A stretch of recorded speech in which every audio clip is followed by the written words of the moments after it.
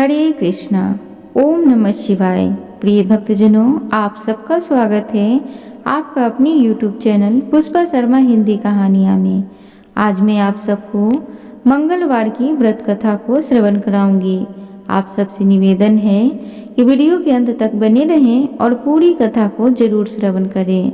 तो चलिए कथा में आगे बढ़ते हैं। हनुमान जी को पराक्रम, बल, सेवा और भक्ति के आदर्श देवता माने जाते हैं।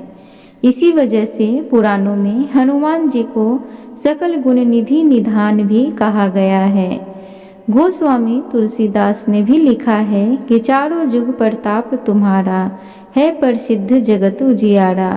इस चौपाई का अर्थ है कि हनुमान जी इकलौते ऐसे देवता हैं जो हर युग में किसी न किसी रूप में गुणों के साथ जगत के लिए संकट मोचक बनकर मौजूद रहेंगे। शास्त्रों में कहा गया है कि हनुमान जी की सेवा करने से और उनका व्रत रखने से उनकी विशेष कृपा अपने भक्तों पर बनी रहती है। आइए मंगलवार की कथा को बड़े ही भाव के साथ श्रवण करते हैं। श्रीनगर में केशव दत्त ब्राह्मण अपनी पत्नी अंजलि के साथ रहता था। केशव दत्त के घर में धन संपत्ति की कोई कमी नहीं थी। नगर में सभी केशव दत्त का सम्मान करते थे, लेकिन केशव दत्त संतान नहीं होने से बहुत चिंतित रहते थे। दोनों पति पत्नी प्रति मंगलवार को हनुमान जी की पूजा करते थे। विधिवत मंगलवार का व्रत करते हुए कई वर्ष बीत गए। ब्राह्मण बहुत निराश हो गया, लेकिन उसने व्रत करना नहीं छोड़ा। कुछ दिनों के बाद केशव दत्त हनुमान जी की पूजा करने के लिए जंगल में चला गया। उसकी पत्नी अंजलि घर में रहकर मंगलवार का व्रत करने लगी। दोनों पति पत्नी पुत्र प्राप्ति के लिए मंगलवार का विधिवत व्रत करने लगे। अंजलि ने अगले मंगलवार को व्रत किया, लेकिन किसी कारणवश उस दिन अंजलि हनुमान जी को भोग नहीं लगा सकी और उस दिन वह सूर्यास्त के बाद भूखी ही सो गई। अगले मंगलवार को हनुमान जी को भोग लगाए बिना उसने भोजन नहीं करने का प्रण कर लिया। 6 दिन तक अंजलि भूखी प्यासी रही। 7वें दिन मंगलवार को अंजलि ने हनुमान जी की पूजा की, लेकिन तभी भूख प्यास के कारण अंजलि बेहोश हो गई। हनुमान जी ने उसे स्वप्न में दर्शन देते हुए कहा, उठो पुत्री, मैं तुम्हारी पूजा पाठ से बहुत प्रसन्न हूँ। तुम्हें सुंदराव सुयोग पुत्र होने का वर देता हूँ। यह कहकर हनुमान जी अंतर ध्यान हो गए। तत्काल अंजलि ने उठकर हनुमान जी को भोग लगाया और स्वयं भी भोजन किया। हनुमान जी की अनुकंपा से अंजलि ने एक सुंदर शिशु को जन्म दिया। मंगलवार को जन्म लेने के कारण उस बच्चे का नाम मंगल प्रसाद रखा गया। कुछ दिनों बाद अंजलि का पति केशव दत्त भी घर लौट आया। उसने मंगल को देखा तो अंजलि से पूछा, यह सुंदर बच्चा किसका है? अंजलि ने खुश होते हुए हनुमान जी के दर्शन देने और पुत्र प्राप्त होने का वरदान देने की सारी कथा सुना दी, लेकिन केशव दत्त को उसकी बातों पर विश्वास नहीं हुआ। उसके मन में पता नहीं कैसे यह कलुषित विचार आ गया कि अंजलि ने उसके साथ विश्वासघात किया है। अपने पापों को छिपाने के लिए अंजलि झूठ बोल रही है। केशव दत्त ने उस बच्चे को मार डालने की योजना बनाई। एक दिन केशव दत्त स्नान के लिए कुएं पर गया। मंगल भी उसके साथ था।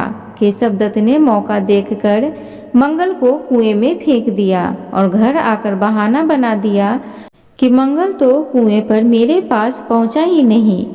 केशव दत्त के इतने कहने के ठीक बाद मंगल दौड़ता हुआ घर लौट आया। केशव दत्त मंगल को देखकर बुरी तरह हैरान हो उठा। उसी रात हनुमान जी ने केशव दत्त को स्वप्न में दर्शन देते हुए कहा, तुम दोनों ने मंगलवार के व्रत करने से प्रसन्न होकर पुत्र जन्म का वर मैंने दिया था, फिर तुम अपनी पत्नी पर शक क्यों करते हो? उसी समय केशव दत्त ने अंजलि को जगाकर उससे क्षमा मांगते हुए स्वप्न में हनुमान जी के दर्शन देने की सारी कहानी सुनाई। केशव दत्त ने अपने बेटे को हृदय से लगाकर बहुत प्यार किया। उस दिन के बाद सभी आनंद पूर्वक रहने लगे। मंगलवार का विधिवत व्रत करने से केशव दत्त और उनके सभी कष्ट दूर हो गए।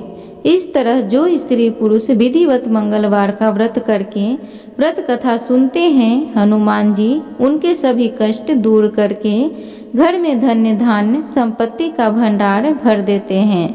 शरीर के सभी कष्ट, विकार, रोग सब नष्ट हो जाते हैं। एक बार बोलिए, पवन पुत्र हनुमान की जय, सियावर रामचंद्र की जय। प्रिय भक्तजनों, तो अब हम सब दूसरी कथा को बड़ी भाव के साथ श्रवण करते हैं। प्राचीन काल की घटना है।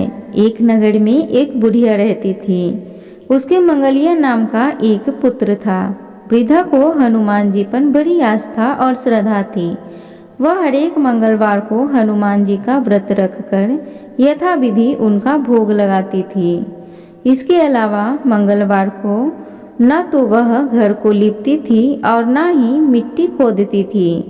इसी प्रकार से व्रत रखते हुए जब उसे काफी दिन बीत गए तो हनुमान जी ने सोचा कि चलो आज इस बुढ़िया की श्रद्धा की परीक्षा हो जाए।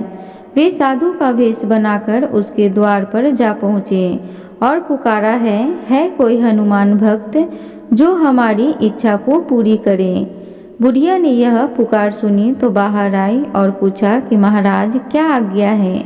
साधु के भेष में हनुमान जी बोले कि मैं भूखा हूँ, भोजन बनाऊंगा, तू थोड़ी सी जमीन लीप दे। बुढ़िया ने हाथ जोड़कर प्रार्थना की कि महाराज, लीपने और मिट्टी खोदने के अलावा जो काम आप कहें वह मैं करने को तैयार हूँ। साधु ने 3 बार प्रतिज्ञा कराने के बाद कहा, तू अपने बेटे को बुला, मैं उसे औंधा लिटाकर उसकी पीठ पर भोजन बनाऊंगा। बुढ़िया ने सुना तो उसके पैरों के तले से जमीन खिसक गई, मगर वह वचन हार चुकी थी। उसने मंगलिया को पुकारकर साधु महाराज के हवाले कर दिया, मगर साधु ऐसे ही मानने वाले न थे। उन्होंने बुढ़िया के हाथों से ही मंगलिया को औंधा लिटवाकर उसकी पीठ पर आग जलवाई। आग जलाकर दुखी मन से बुढ़िया अपने घर के अंदर जा घुसी।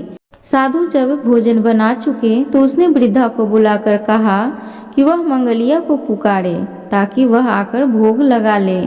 वृद्धा आंखों में आंसू भरकर कहने लगी कि अब आप उसका नाम लेकर मेरे हृदय को मत दुखाओ। लेकिन साधु महाराज न माने तो वृद्धा को भोजन के लिए मंगलिया को पुकारना पड़ा। पुकारने की देर थी कि मंगलिया बाहर से हंसता हुआ घर में दौड़ा आया। मंगलिया को जीता जागता देखकर वृद्धा को सुखद आश्चर्य हुआ। वह साधु महाराज के चरणों में गिर पड़ी। हनुमान जी ने उसे अपने असली रूप में दर्शन दिए। हनुमान जी उसे सभी प्रकार से सुखों का आशीर्वाद देकर अंतर्ध्यान हो गए। एक बार बोलो, पवन पुत्र हनुमान की जय, सियावर रामचंद्र की जय। हे पवन पुत्र, जैसे आपने उस वृद्धा की सभी मनोकामना को पूर्ण किया, उसी प्रकार हम सभी को अपना आशीर्वाद देना।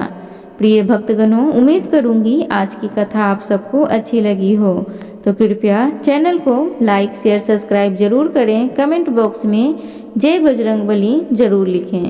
धन्यवाद।